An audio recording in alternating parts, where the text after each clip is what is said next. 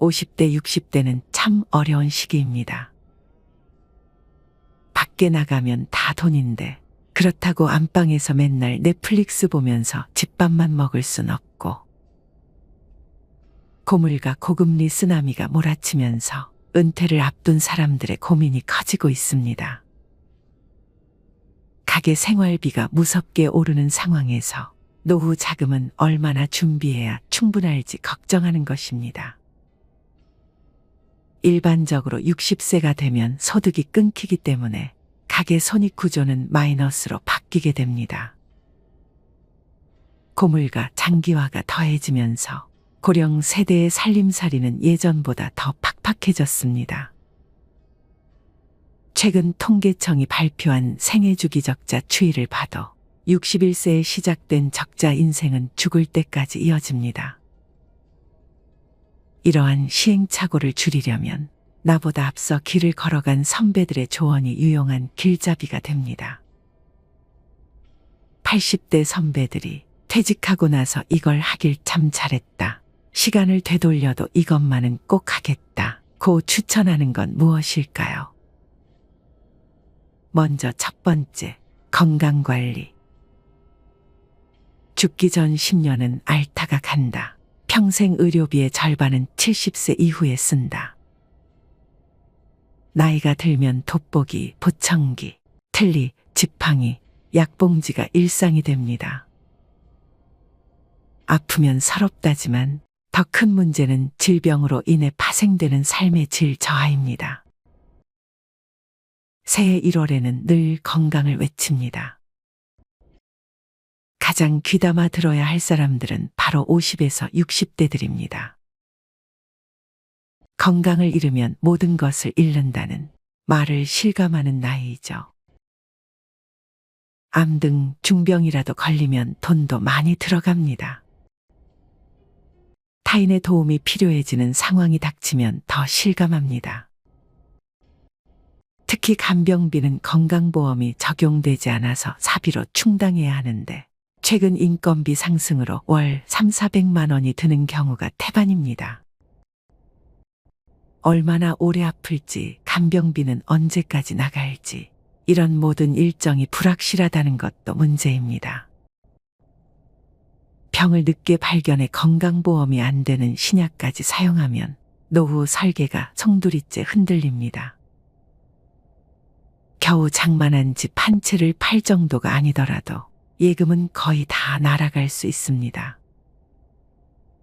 우리보다 앞서 고령화된 일본에서도 병원 신세를 지는 노인들이 의료와 요양의 노후 자금을 쏟아부으면서 간병 파산 위험에 직면했습니다. 노후에 돈을 아끼는, 아니 버는 방법은 부부가 모두 건강한 것입니다. 운에 내 몸을 맡기지 말고 스스로 노력해야 병원비, 약값을 아낄 수 있습니다. 해마다 돌아오는 국가검진을 꼬박꼬박 받아야 합니다. 40대 이상은 2년마다 위내시경, 50대 이상은 매년 대변검사에 이어 대장내시경을 받을 수 있습니다. 귀찮다고, 내시경이 무섭다고 검진을 건너뛰면 후회할 수 있습니다. 최근 위암, 대장암이 줄고 있는 것은 국가암 검진의 영향도 큽니다. 조기 발견은 물론 암 예방에도 도움이 됩니다. 노후에는 건강을 잘 지키기만 해도 흑자 인생을 보낼 수 있습니다.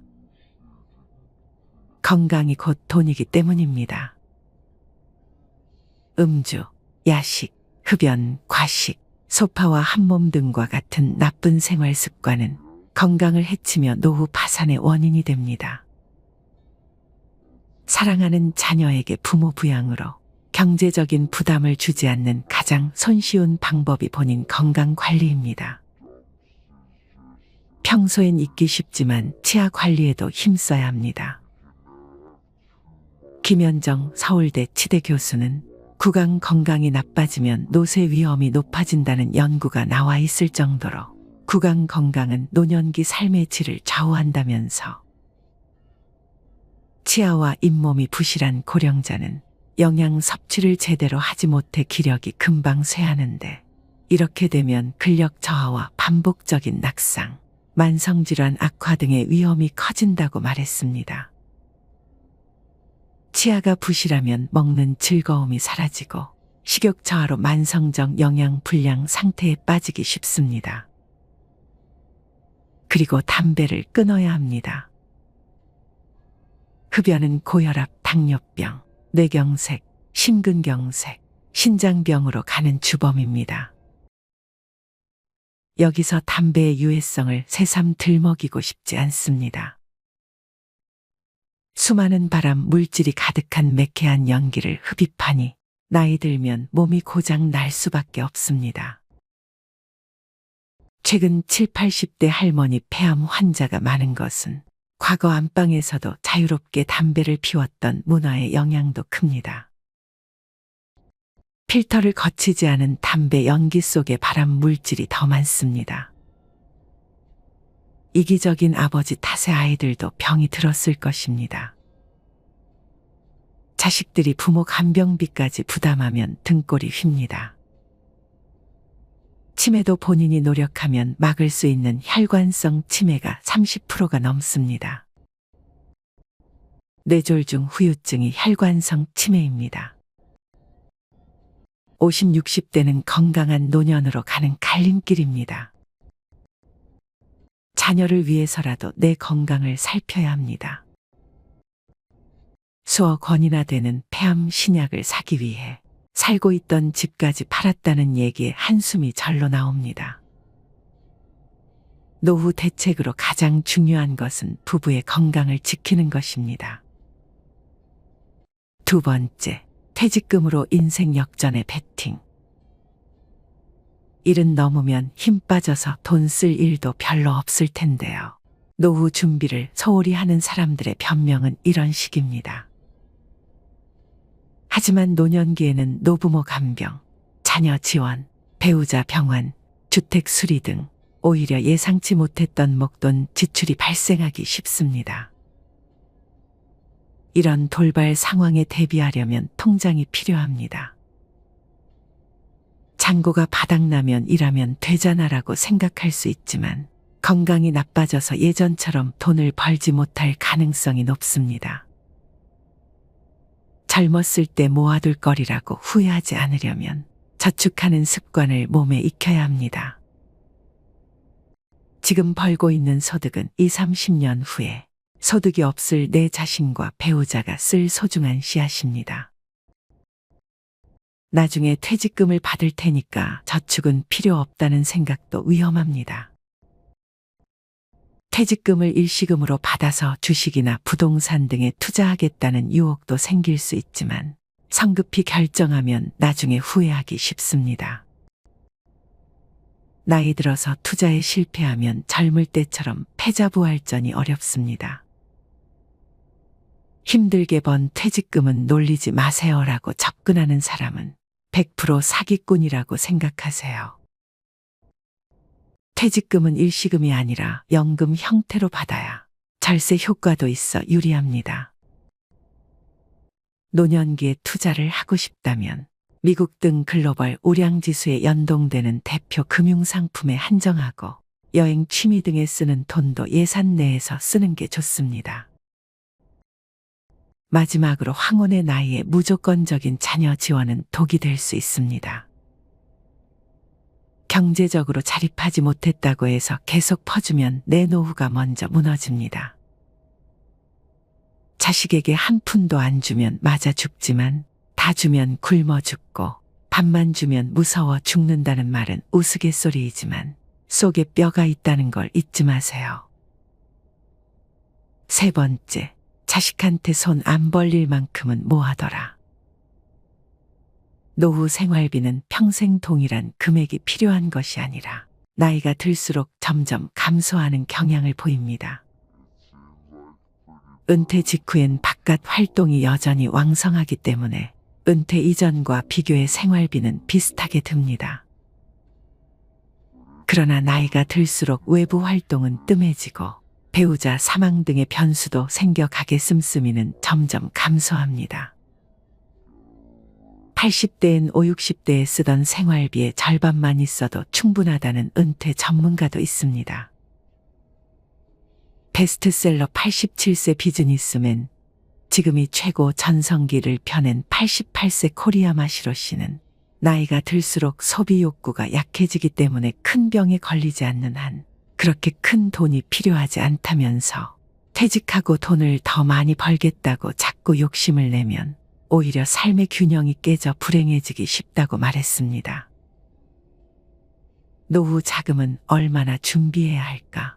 설문조사에 참여한 80대 남녀들은 자식에게 손 벌리지 않을 정도의 저축은 해둬라 라고 했습니다. 이 밖에 연금만 갖고서 생활할 수 있게 미리 재무 설계에 힘쓰고 절약, 보험 가입, 대출 상환 등도 신경 쓰라고 조언했습니다. 70대 이하 후배들에게 권하고 싶은 투자 활동으로는 주식 투자가 최고로 뽑혔고 그 다음으로는 펀드, 연금, 일본 채권, 금투자, 해외 채권 등의 순이었습니다. 이렇게 80대들이 퇴직 후에 해서 참 좋았던 세 가지에 대해 알려드렸습니다. 그렇다면 부자들은 어떤 소비 습관을 가지고 있는지 지금 바로 알려드리겠습니다. 첫 번째로, 많이 버는 것보다 덜 쓰는 것이 중요합니다.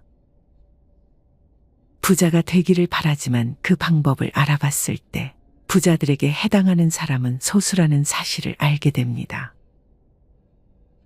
부자들은 덜 쓰는 방법을 통해 부자가 되는 경우가 더 많습니다. 돈을 버는 것보다 불필요한 지출을 줄이는 것이 더 중요하다고 말씀드립니다. 실제로 대부분의 부자들은 지출을 통제하는 절약 습관을 가지고 있답니다. 버는 돈보다 쓰는 돈이 적어야 부자가 될 수 있습니다. 잘 모아지지 않더라도 조금씩 돈이 쌓여 부자가 되고 있다는 사실을 명심하세요. 그래서 적은 돈부터 아끼는 습관을 기르는 것이 중요합니다. 두 번째로, 나가는 돈을 곱해서 생각하는 습관을 가져야 합니다. 많은 사람들은 물건을 샀거나 지출을 할 때 나가는 금액을 나눠서 생각하는 경향이 있습니다.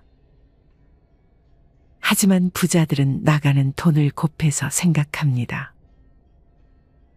예를 들어 기타 요금이 한 달에 13,500원이라면 한 달치인 것을 생각하는 게 아니라 12개월 동안 계산하여 162,000원인 것으로 생각하는 거죠. 이렇게 나가는 돈을 곱해서 생각하면 정확한 지출 기호를 확인할 수 있습니다. 쇼핑을 할 때도 필요한 물건만을 사게 되고 좀 더 정확한 지출을 할 수 있어요. 세 번째로, 미니멀 라이프를 실천하세요. 미니멀 라이프란 삶의 모든 것을 단순화시키는 것을 의미합니다. 적게 갖는 삶을 추구하는 것인데요.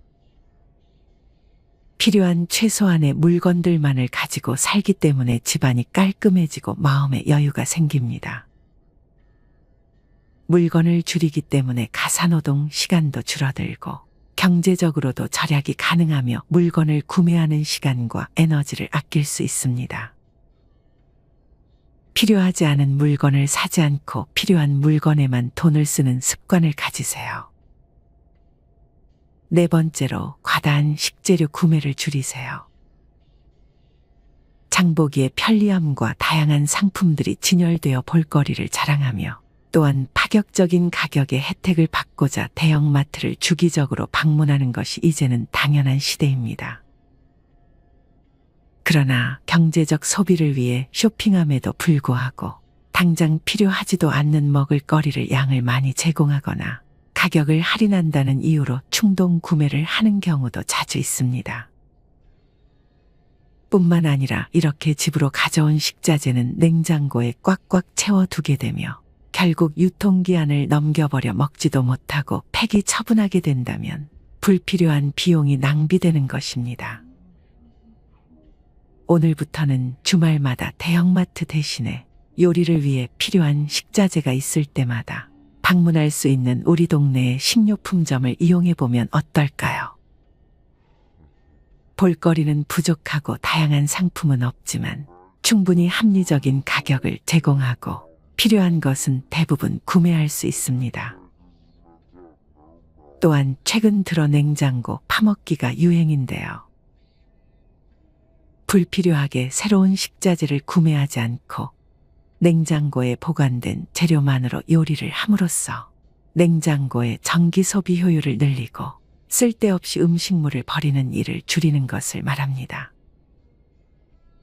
냉장고문에 보관된 식자재를 기록하거나 보관된 식자재로 만들 수 있는 음식을 적어 놓는 노하우를 비롯하여 각종 아이디어를 온라인상에서 얻을 수 있답니다. 이렇게 간단히 부자들의 소비 습관 4가지를 알아보았습니다. 혹자는 이미 부자라서 가치를 따질 수 있는 형편이 된다고 생각할 수도 있습니다. 하지만 소비 습관에 따라 부자가 되는 길을 더 단축시킬 수도 있는 것이죠. 부자처럼 보이려고 애쓰지 말고 진짜 부자가 되려고 노력해 보세요. 많은 사람들이 겉으로 보기에 부자가 보이는 것을 추구하지만 이는 잘못된 마인드입니다. 진짜 부자들은 외부적으로 까만 소박한 생활을 하지만 내면에서는 여유와 깊이를 느낄 수 있습니다. 겉으로 보이려고 분에 넘치는 소비를 하는 것은 가짜 부자로 보이게 할 뿐입니다. 진짜 부자들은 소박한 생활을 유지하며 진정한 부자로 성장하는 것이 중요합니다. 이렇게 부자들의 소비 습관을 통해 부자가 되어가는 방법을 알아봤습니다.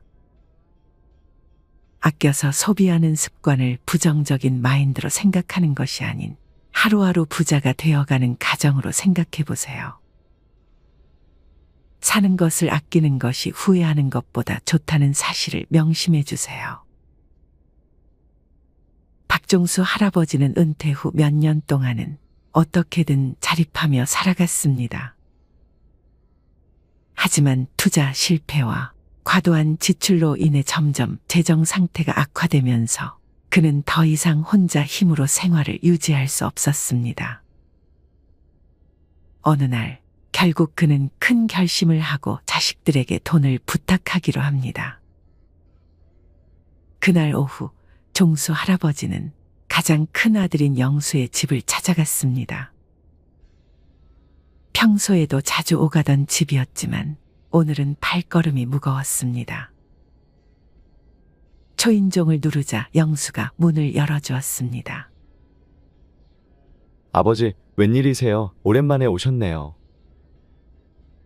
종수 할아버지는 어색하게 웃으며 집 안으로 들어갔습니다. 따뜻한 차를 대접받으며 그는 몇 번이나 입을 때려다가 다시 다물었습니다.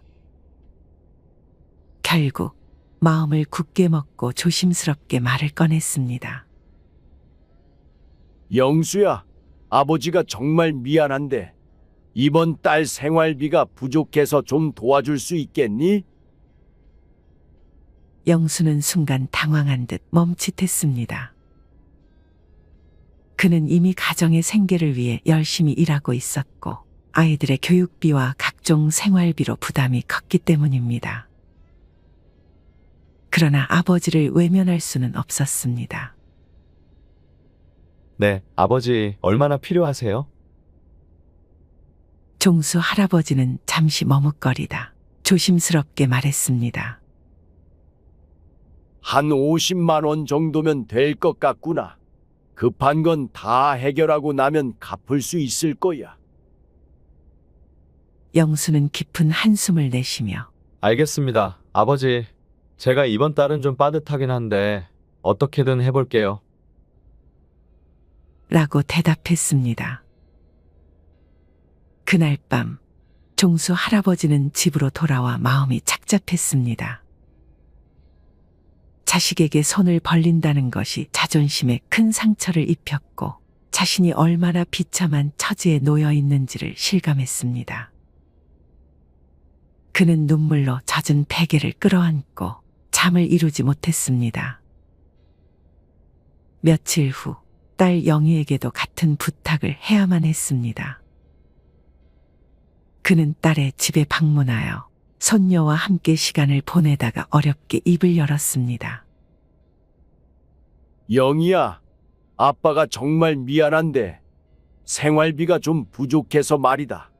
내가 조금 도와줄 수 있을까? 영희는 놀란 표정을 감추지 못했습니다. 아빠, 무슨 일이세요? 요즘 많이 힘드신가 봐요.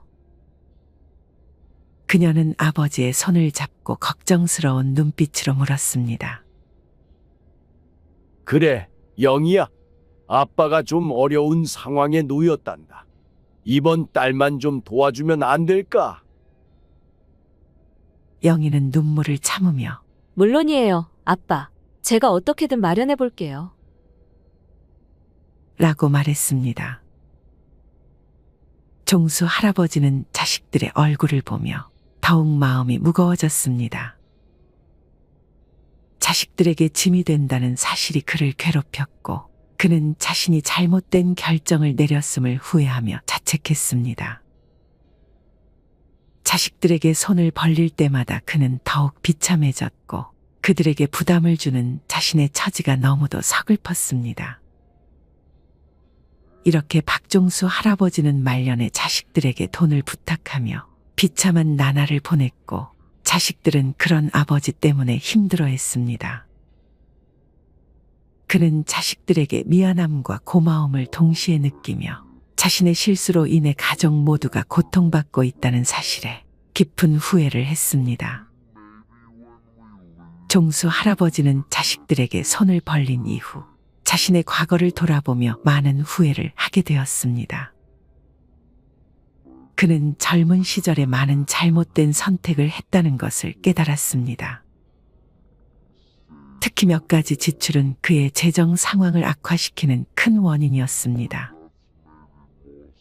첫째로, 종수 할아버지는 젊었을 때 친구들과의 술자리에 많은 돈을 썼습니다. 그는 술을 좋아했고 친구들과 어울리는 것을 즐겼습니다.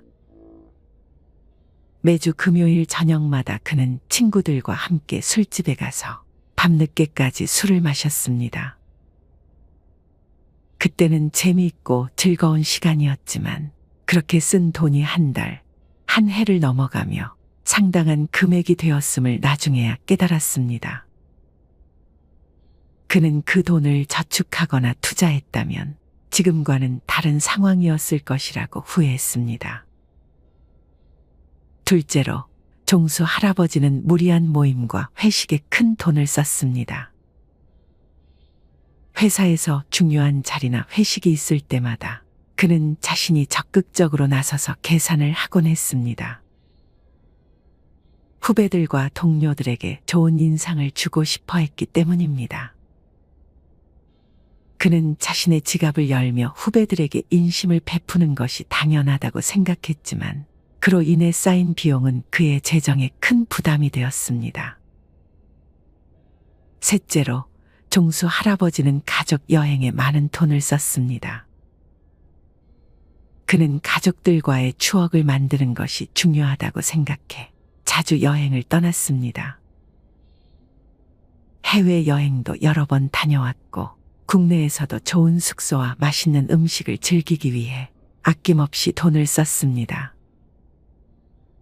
물론 가족들과의 추억은 소중하지만 그로 인해 재정적 여유가 사라진 것을 후회했습니다. 넷째로, 그는 고급 소비품에 많은 돈을 썼습니다.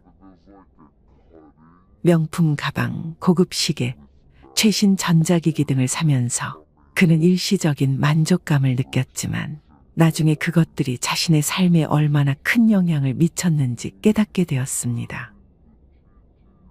특히 명품 소비는 주변 사람들에게 자신을 과시하기 위한 것이었지만 그로 인해 큰 금액이 낭비되었습니다. 마지막으로 종수 할아버지는 자식들에게 과도한 지원을 했습니다. 자식들이 결혼할 때, 집을 장만할 때, 심지어 손자들의 교육비까지 그는 아낌없이 지원했습니다. 자식들을 도와주는 것이 부모의 당연한 역할이라고 생각했지만 그로 인해 자신의 노후 자금을 마련하지 못했다는 것을 후회했습니다. 이렇게 종수 할아버지는 자신의 과거를 돌아보며 많은 후회를 했습니다. 그는 자식들에게 부담을 주지 않기 위해 신중하게 재정 관리를 했어야 했다는 것을 깨달았습니다. 이번 사연 어떻게 들으셨나요? 여러분들은 인생의 세 번째 30년에 대해 생각해 보신 적이 있으신가요? 흔히들 은퇴 후에 30년을 준비하라고 합니다. 과거에는 은퇴 후의 삶이 심각한 고민거리가 아닌 남아있는 삶으로 받아들여졌습니다. 그러나 최근 우리 사회의 고령화가 빠르게 진전되고 베이비붐 세대의 은퇴가 본격화되면서 은퇴 후의 삶에 대한 관심과 우려가 점점 커지고 있습니다. 지금까지 대부분의 사람들은 노후 준비의 필요성을 인정하면서도 노후까지는 어느 정도 시간이 남아있고 또 어떻게든 해결되지 않을까 하는 막연한 생각으로 미래를 준비하는 것에 적극적으로 대응했습니다.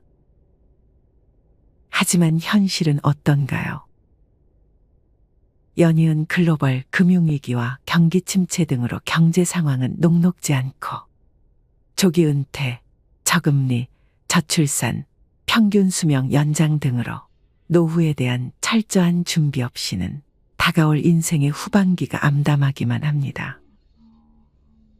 이렇듯 인생 100세 시대는 우리에게 걱정과 두려움으로 다가오지만 얼마나 미리 체계적으로 준비하느냐에 따라 새로운 인생의 전환점이 될 수도 있을 것입니다.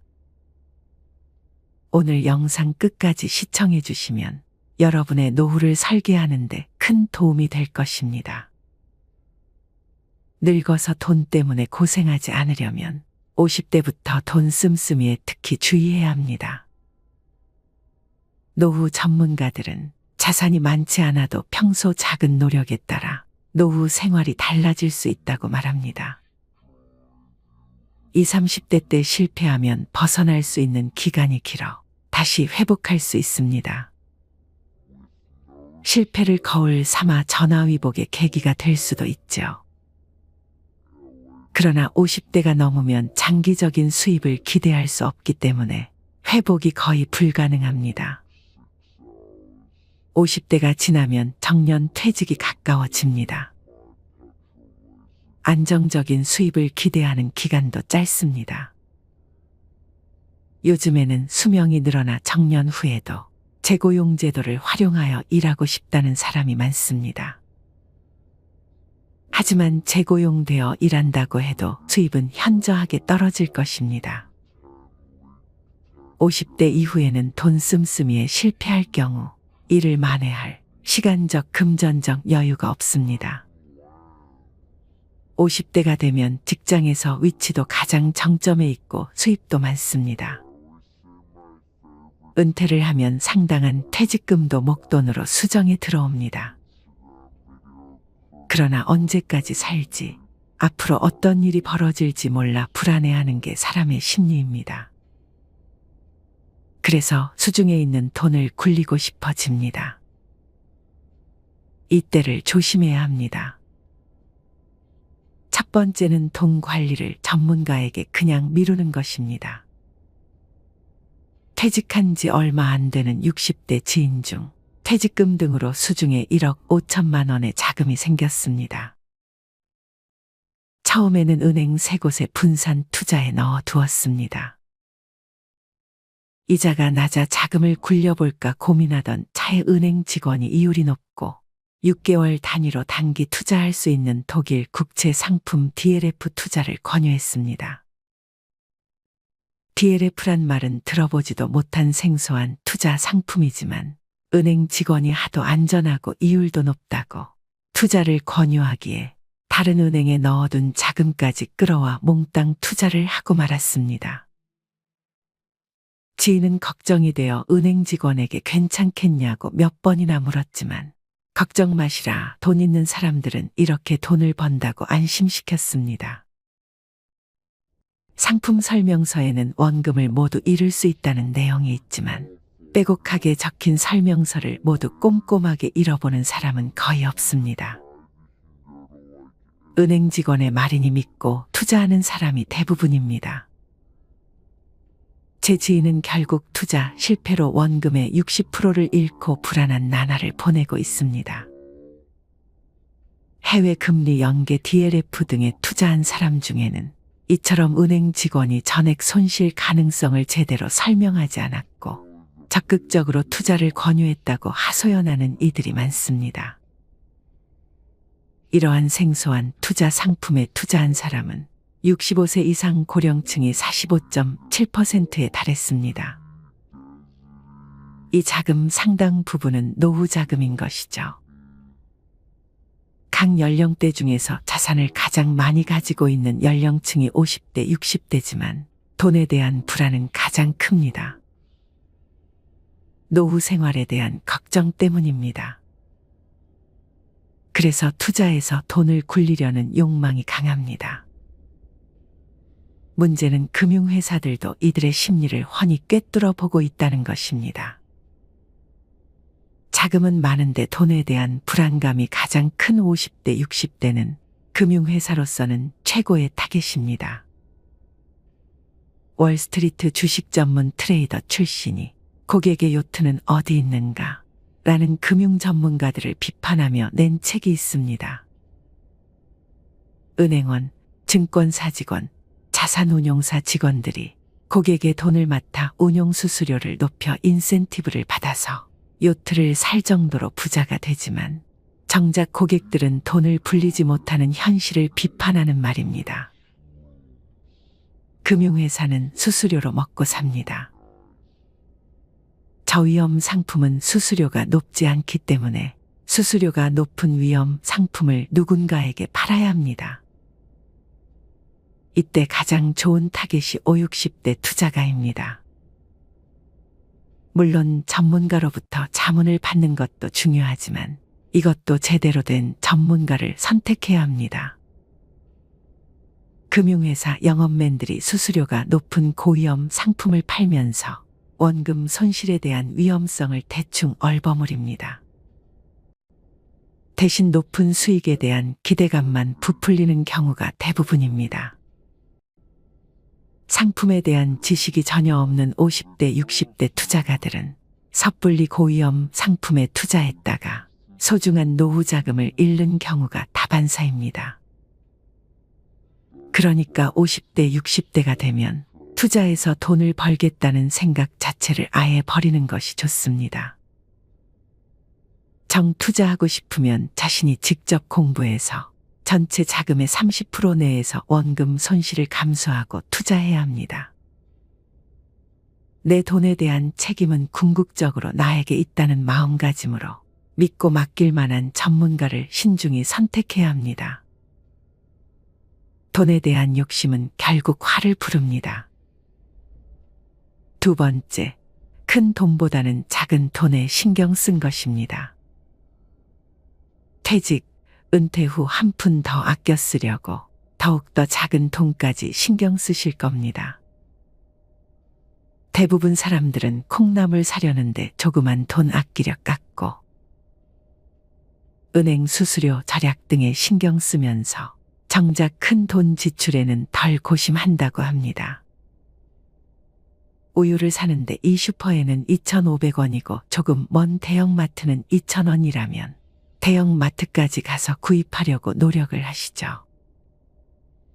그런데 정작 자녀 혼수품 장만 시, 전자제품 구입 시 30에서 40만 원은 별거 아니라는 생각에 충분히 더 싸게 살 수 있음에도 굳이 여러 곳을 비교하지 않는다는 것입니다.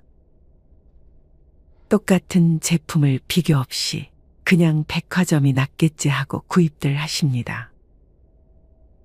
또 예를 들어 부동산 매매 시 집을 사고 파는 시기와 거래 대상에 따라 수천만 원 더 절약할 수도 있습니다. 중개수수료 문제도 그렇지요. 수수료 절약 묘법들도 있는데 그럼에도 보통 사람들은 이를 고려하지 않는다는 것입니다. 큰 액수 단위 거래가 익숙치 않고 집 관련 정보 수집을 번거롭다 생각하기 때문입니다. 한 번에 나가는 큰 돈을 아끼지 못한다면 그간 작은 돈을 여러 번 아꼈던 노력이 모두 물거품이 됩니다. 절약 습관이 헛수고가 되지 않기 위해서는 푼돈보다 목돈 나갈 때 줄이는 방안이 필요합니다. 세 번째, 50대, 60대에는 자신에 대한 합리화 사치를 조심해야 합니다. 30년 이상 직장 생활을 하다 은퇴를 하면 인생이 허무해집니다. 고생했던 자신을 위로하고 싶은 충동이 생깁니다. 아무짝에도 필요 없지만 그동안 갖고 싶었던 외제차에 수천만 원을 쓰는 사람도 있습니다. 인생 뭐 있냐는 기분에 1,000만 원이 넘는 크루즈 여행을 떠나는 사람도 있습니다. 물론 금전적인 여유가 되면 좋겠지만 노후 자금 걱정을 하면서도 순간적인 충동 때문에 일을 저지르는 사람들이 의외로 많습니다. 퇴직금을 전제로 한 자산에 대한 사치는 노후 파탄으로 이어진다는 사실을 알아야 합니다. 노후에는 생각지도 못한 지출이 생깁니다. 그중 대부분이 의료비입니다. 평생 의료비의 절반 이상을 70대 이후에 쓰게 됩니다. 퇴직금은 회사에서 주는 보너스가 아닙니다. 어디까지나 자신이 일하여 번 급여의 일부분입니다. 이런 소중한 퇴직금을 함부로 낭비하면 노후 생활을 감당하기 힘들어집니다. 네 번째, 60대부터는 가계를 무조건 슬림화해야 합니다. 퇴직, 은퇴 전이라면 지출은 반드시 수입 범위 내에서 해야 합니다. 퇴직 은퇴 후에는 소득 내 지출 원칙으로 은퇴 전 소득의 50% 내에서 소비하는 습관을 가져야 합니다. 현역 때처럼 돈을 지출하면 안 됩니다. 그런데 좀처럼 전에 비해 소비가 줄여지지 않는다고 말씀하는 분들이 많습니다. 퇴직금 등 쌓아놓은 목돈이 푹푹 줄어드는데도 말입니다. 미래 소득을 과하게 당겼으면 미래가 불안해진다는 점을 꼭 염두해 주셔야 합니다. 소득이 줄어들면 씀씀이도 함께 줄여야 합니다. 당연한 논리이고 실천이 어려울 것 같지 않지만 은퇴자들은 이구동성으로 그게 생각처럼 그렇게 쉽지 않다고 합니다. 오히려 은퇴 생활 초기에는 취미와 여가 활동이 늘어나면서 비용이 더 들어가기도 합니다. 씀씀이를 줄이는데도 연습이 필요합니다. 은퇴가 얼마 남지 않았다면 덜 쓰고 불편하게 살면서 씀씀이를 줄이는 연습을 해야 합니다. 구체적으로 현재 생활비를 계산해보고 더 적은 예산으로 미리 생활해보는 것이 큰 도움이 됩니다. 50대, 60대 때 자산운용에 실패해서 70대에 파산하게 되면 자식들에게 큰 부담이 될 것입니다. 다섯 번째, 로또를 사는 것입니다. 로또를 사는 사람들은 로또를 사지 않으면 대박의 기회조차 노릴 수 없다고 말합니다. 하지만 로또에 당첨될 확률은 극히 희박합니다. 당첨을 바라고 로또를 사는 것은 끊임없는 희망 고문이나 마찬가지입니다. 물론 로또 사는데 드는 돈이 크지 않다고 항변할 수도 있지만 작은 돈도 모으면 무시할 수 없습니다. 뱅크레이트의 2019년 보고서에 따르면 미국인들은 한 달에 평균 86,000원을 로또 사는데 썼다고 합니다. 미국인들이 로또 사는데 평균적으로 지출하는 돈만 1년간 모아도 약 100만 원입니다. 자잘한 소비 습관이 계속된다면 이게 죽어서 내 관 속에 넣어갈 수 있는 물건인가를 생각해 보세요. 무언가 구매욕일 때 이 말을 자문해 보면 불필요한 소비를 줄이는데 큰 도움이 될 것입니다. 일례로 근사해 보이는 옷을 봤을 때 예전에는 강림한 지름신을 영접부터 하고 봤다면 지금은 입을 옷은 이미 충분히 있고 더 필요한 옷은 이제 수의 안 버리면 족하지 않은가. 죽어서 관 속에 넣을 수 있는 것은 내 몸뚱아리 하나와 수의 한 벌뿐인데 더 이상의 옷이 대체 무슨 필요가 있지? 라는 생각에 이르게 되어 불필요한 씀씀이로부터 멀어지게 됩니다. 하루 최소 3시간씩 걷기를 일상화하다 보니 골프와 자동차도 필요 없어 처분하게 되고 남의 시선을 의식하는 거칠애나 허세 따위는 아무 부질없음을 깨닫게 됩니다. 이젠 그저 좋은 사람들과 웃고 떠들며 맛있는 거 사 먹을 수 있는 정도면 충분히 차고도 넘친다 여겨집니다. 이어 노후 준비를 위해 꼭 명심해야 할 몇 가지를 알려드리겠습니다.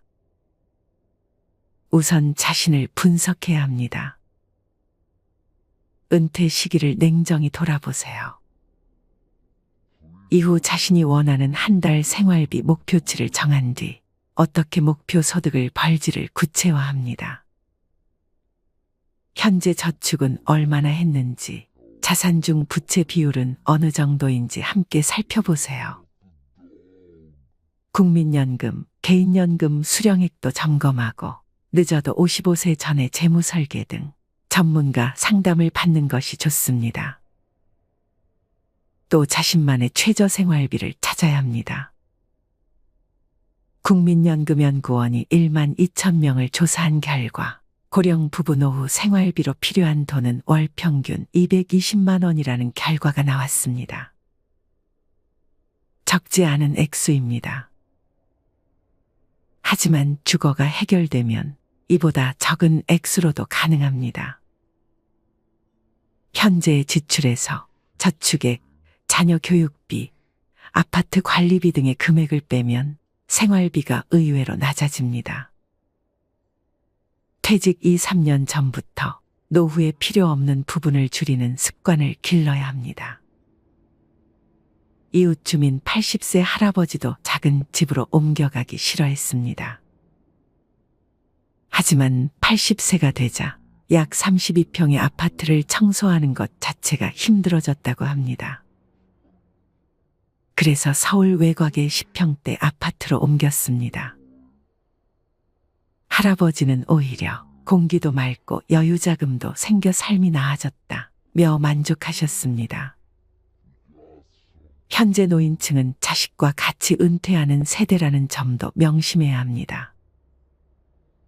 어느 할머니의 경우 은퇴 후 아들에게 생활비 50만 원을 받아왔습니다. 하지만 최근 아들이 55세를 넘겨 은퇴하면서 용돈이 끊겼습니다. 또한 곧 은퇴를 앞둔 50대 후반의 직장인들도 은퇴 전 아들 결혼 자금을 준비하려 했지만 그러다간 은퇴 후 한 달 생활비가 50만 원 줄어든다는 진단을 받고 포기했다고 합니다. 그분은 내 노후가 어려워져 생활비를 받는 것이 자식에게 더 부담을 준다고 생각했다고 말했습니다. 수입이 있는 일이든 취미든 사회공헌이든 평생 현역으로 살아갈 마음가짐 또한 중요한 것 같습니다. 일할 능력이 있고 의향만 있다면 충분합니다. 일을 한다면 많든 적든 수입이 따릅니다. 따라서 자신의 기대치에 맞춰 일자리를 찾으면 됩니다. 좀 더 나이가 들어도 내가 건강하기만 하면 직업재능운영센터와 같은 곳에서 장애인들의 훈련보조, 장애인 이동지원 및 산책지원, 초등학교 등굣길 안전하게 건널목 건너기 지원, 내가 살고 있는 아파트 내에서의 노노케어 활동 등 얼마든지 주위에 도움을 주면서 살아갈 수 있습니다. 나의 건강을 챙길 수 있고 푼돈일 수는 있어도 최소한의 용돈도 벌 수 있습니다. 농부가 추수한 후 이삭을 챙기듯 이삭 줍기를 한다고 생각하면 됩니다. 마지막으로 건강이야말로 노후 재무 설계의 핵심이라고 생각합니다. 규칙적으로 식사를 하고 운동하는 습관을 가지고 건강하게 노후를 보낼 수 있으면 그것이 최고의 재산입니다. 그리고 노후에는 돈보다는 시간이 여유로운 편입니다. 남는 시간을 활용해 새로운 기술과 지식을 배우는 평생학습의 자세를 갖는다면 건강한 노후 생활을 유지하는 데 도움이 될 것입니다. 건강하지 못해 투병 생활을 이어간다거나 고액의 병원비를 써야 할 상황이 온다면 노후 파산까지 우려해야 하는 상황이 오지 않을까요? 자산이 아무리 많아도 인생이 유한한 만큼 살아가며 소비할 수 있는 금액에는 한계가 있습니다. 자산이야 많으면 많을수록 좋겠지만 노후 설계 관점에서 보면 필요한 만큼 노후 생활비를 만들 수 있다면 이미 충분히 부자라 할 수 있을 것입니다. 진정한 부여는 내 마음속에 있습니다. 육신보다 정신이, 정신보다 영혼이 부자여야 되는 것입니다. 소크라테스가 말하기를 가장 적은 것으로 만족하는 사람이야말로 가장 큰 부자다 라고 했습니다. 과거에 잘 나가던 고소득층이라고 해서 자만할 필요도 없습니다. 오히려 직장 생활할 때 몸에 밴 씀씀이가 있기 때문에 은퇴 이후 일정 수준 이상 생활을 유지하려는 경향이 강해 자칫 장수의 덫에 걸리기 쉽습니다. 영국의 심리학자가 2002년에 발표한 행복 공식에 따르면 행복도를 높이는 것은 부와 명예가 아니라 가족, 친구, 대인관계, 취미생활, 운동과 휴식 등 일상에 관한 것들이라고 하였습니다. 다시 말해 마음이 준비되지 않으면 돈의 의미도 퇴색될 수밖에 없습니다. 노후 자금 모으기에 급급하다. 어느 날 덜컥 자신의 존재 가치가 사라져버리는 그 상실감은 겪어본 사람만이 알 수 있습니다. 노후 자금 준비도 중요하지만 그보다 먼저 시작해야 할 것은 바로 마음의 준비입니다. 예전에 이어령 박사가 회고했던 내용이 기억납니다. 사회에서의 화려한 출세로 존경은 받았지만 사랑은 받지 못했다고. 노후의 돈에 얽매이기보다는 사랑을 받는 사람으로 기억되고 싶습니다. 이 영상을 통해 노후 설계에 대한 준비를 철저히 함으로써 아름다운 인생의 후반기를 누릴 수 있게 되기를 진심으로 희망합니다. 앞으로 더 좋은 영상으로 찾아뵙겠습니다.